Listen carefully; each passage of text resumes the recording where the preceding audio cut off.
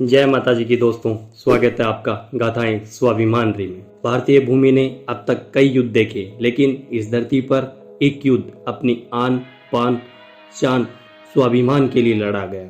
यह युद्ध है हल्दी घाटी का, the battle of Haldi Ghati.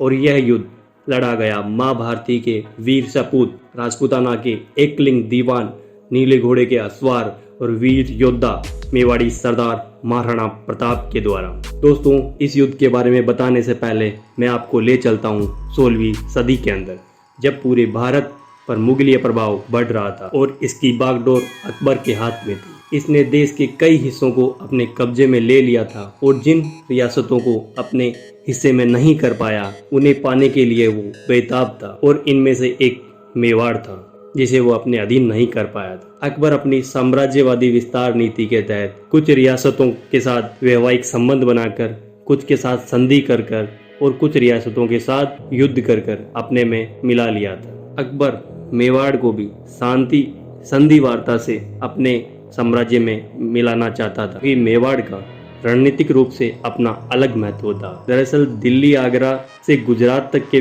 व्यापारिक रास्ते मेवाड़ से होकर जाते थे, अतः अकबर मेवाड़ को अपने हिस्से में करना चाहता था। अकबर चाहता था कि मेवाड़ बिना किसी युद्ध के उसकी संप्रभुता स्वीकार कर ले। उसके लिए उसने कई बार महाराणा प्रताप के पास कई संधि प्रस्ताव भेजे। अकबर ने 1572 से लेकर 1576 के बीच क्रमशः जलाल खां, मान सिंह, भगवान दास और टोडरमल के नेतृत्व में 4 बार विशिष्ट मंडल महाराणा के पास संधि के लिए भेजे, लेकिन महाराणा प्रताप स्वाभिमान के धनी को यह कहाँ मंजूर था। महाराणा प्रताप ने हर बार संधि प्रस्ताव और अधीनता स्वीकार करने से मना किया, लेकिन मेवाड़ के सीमावर्ती इलाके मुगल साम्राज्य में शामिल होने से मेवाड़ की राजनीतिक और आर्थिक स्थिति डगमगाने लगी थी। इस स्थिति में महाराणा के सामने 2 विकल्प थे, या तो वो अकबर की अधीनता स्वीकार कर ले और अपना जीवन आराम से बिताए, या स्वतंत्र अस्तित्व यानी युद्ध को चुने। लेकिन महाराणा को किसी की अधीनता स्वीकार नहीं थी, इसलिए उन्होंने स्वतंत्रता यानी दूसरा विकल्प को चुना, और इसी का परिणाम था the battle of Haldi Ghati. Haldi Ghati के युद्ध की शुरुआत हल्दी घाटी राजस्थान के राजसमंद जिले के खमनोर गांव के पास एक मैदान में दोनों सेनाएं आमने सामने हुई। यह युद्ध एक संकरी पहाड़ी से बनास नदी तक के मध्य लड़ा गया और यह क्षेत्र हल्दी घाटी के नाम से जाना जाता है। यहाँ की मिट्टी का रंग हल्दी जैसा होने के कारण इस घाटी को हल्दी घाटी के नाम से जाना जाता है। तो दोस्तों, बात करते हैं इस युद्ध में दोनों सेनाएं रणभूमि में एक दूसरे की पहल का इंतजार कर रही थी।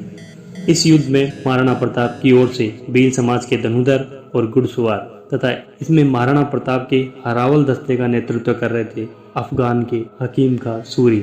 महाराणा प्रताप की ओर से राणा पूंजा, रामसा तोमर, जाला मान सिंह, जाला बिदा, भीम सिंह डोडिया, ताराचंद भामाशाह और रामदास बदनौर भी युद्ध लड़ रहे थे। वहीं मुगल सेना की ओर से महाराणा प्रताप के भाई जगमाल, माधो सिंह कछवा, शक्ति सिंह, बहलोल खान और मुंताखाब उत त्वारिक के लेखक बदायूनी भी मुगल सेना की ओर से लड़ रहे थे।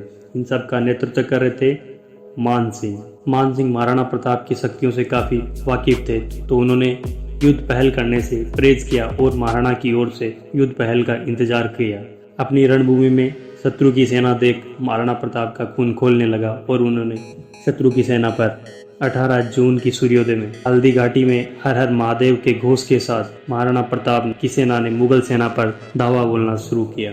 बेरी बजने लगी, घोड़े हिननाने लगे, हाथी सूंड उठाकर चिंगाड़ उठे। इतने में मुगल सेना को कुछ समझ आता, महाराणा प्रताप के वीर योद्धा मुगल सेना पर प्रहार करने लगे। मान सिंह भी इस स्थिति को देखते हुए आक्रमण शुरू किया। महाराणा ने मुगलों पर सीधा आक्रमण किया।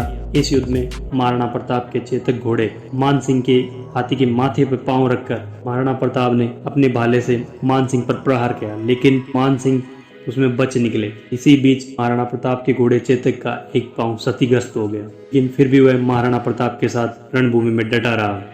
और वहीं दूसरी ओर महाराणा प्रताप के वीर योद्धा और धनुधर मुगल सेना पर टूट पड़े और उनका सर धड़ से अलग करने लगे। महाराणा प्रताप के वीर योद्धाओं से मुगल सेना परास्त होने लगी, उनका मनोबल टूटने। मुगल खेमे में पूरी तरह निराशा छाई हुई थी, लेकिन अचानक से मुगल सेना में एक भ्रांति फैलाई गई कि अकबर खुद सेना लेकर रणभूमि में आ रहे हैं। इस बात से उत्साहित होकर मुगल सेना ने प्रहार शुरू किए। इस बीच महाराणा प्रताप को कई घाव लगे और महाराणा प्रताप चारों ओर से घिर गए। महाराणा प्रताप की सेना ने मुगल सेना का बाएं अंग का दस्ता और मुख्य अंग दस्ता को लगभग परास्त कर दिया था। युद्ध क्षेत्र में महाराणा प्रताप के क्षतिग्रस्त हो जाने पर झालाबीदा ने महाराणा के राजशाही मुकुट को पहनकर युद्ध क्षेत्र में प्रहार करना शुरू किया। झालाबीदा को महाराणा प्रताप समझकर उन पर प्रहार करने लगी और झालाबीदा अपने स्वाभिमान की रक्षा करते हुए वीर गति को प्राप्त हुए। सभी सामंतों ने महाराणा प्रताप को समझा बुझाकर क्षेत्र जाने के लिए कहा। महाराणा प्रताप का घोड़ा चेतक लगभग 22 फीट नाले को कूदकर महाराणा प्रताप की जान को बचाकर उसे दर से दूर ले आया, लेकिन कुछ ही दूरी पर तक गिर गया और अपने प्राण त्याग देता है। महाराणा प्रताप बड़े दुखी होते हैं। पलीचा नामक स्थान पर चेतक ने अपने प्राण त्याग दिए। वहीं महाराणा प्रताप ने चेतक का अंतिम संस्कार किया और उसे श्रद्धांजलि दी। इसके बाद महाराणा प्रताप अरावली की पहाड़ियों में जाकर अपनी सेना का संगठन करते हैं, संगठन करने में जुट जाते हैं और गुरिल्ला वार युद्ध नीति को अपनाते हुए पुणे, उदयपुर, कुंभलगढ़ और गोगुंदा पर अधिकार कर लेते हैं। चावंड को अपनी राजधानी बनाते हैं। युद्ध का कुछ परिणाम नहीं निकल पाया। सेना ना महाराणा प्रताप को युद्ध में पराजित कर पाई और ना ही जिंदा पकड़ पाई। दोस्तों, अगर आप भी इतिहास के ऐसे युद्धों और रोचक कहानियों के बारे में जानना चाहते हो तो मेरे चैनल को सब्सक्राइब कीजिए, वीडियो को लाइक कीजिए एंड शेयर कीजिए।